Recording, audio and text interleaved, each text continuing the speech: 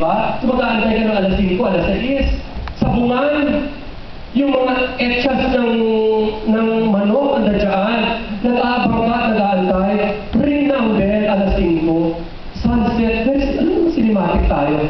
Sunset po. Mga nakayapak na mga bata, mula pa lang sa malayo, nagtatakbuhan at nagsisigawan, manunood ng sine. I will never forget the image of this great one. At ano ang maibibigay ko sa kanila ng pelikula? Mga animation, mga values-oriented oo. At pagkatapos sabungan diba? Magtatanong ka sa kanila, mapapahiya kayo mga guru na nahihiya pa mag-raise ang edge nyo para sumagot at mali pa ang sagot mo minsan. Tanungin mo yung mga bata sa gimbal ni Lililo. O doon sa may trabaho, for example, mga umiiyak na kayo, sorry ha, oo, napaiyak na si ma'am, oo, ako rin. But it's a heartfelt experience about to find out that, what is the greatest need of this country? Ano ba talaga? Hindi ba edukasyon?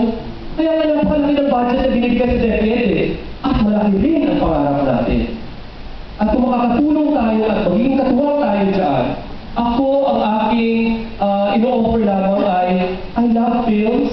I think it's the most popular art form. Dinagdagan pa ni Ma'am Gigi about it by saying, naku, multimedia na yan. Ang dami ng platforms of delivery yan. Pwede bang magamit natin ito? And I will end this now by saying that I want to connect with, I think, the most stable and powerful sector of our society. Yung nakahubog talaga ng ating lipunan, kayo po yun. So please give yourselves a round of applause.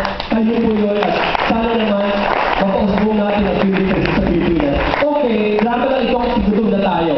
So, Sir Paolo, okay na tayo. Tapos ng aking